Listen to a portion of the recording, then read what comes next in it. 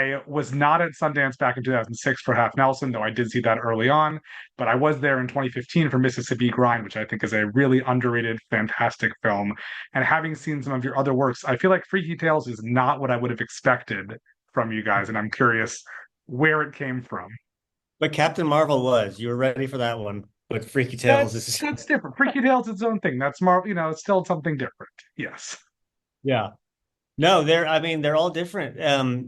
I know that they started sort of like with a nuanced sort of character vibe, but I think that with every movie we're looking to just not by design, but just to do something different, just because we get bored doing the same thing again and again in our lives. So, um, but that said, Freaky Tales is something I've been thinking about for literally decades, going all the way back to when I first heard the Too Short song of Freaky Tales. So it's been swirling in my head. Different iterations have been pitched to Anna over the years. None of them good until finally the version that's going to hit screens sort of began to conceptualize, and that's what we came up with.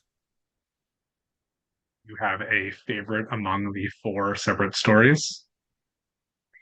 Um, I, not really.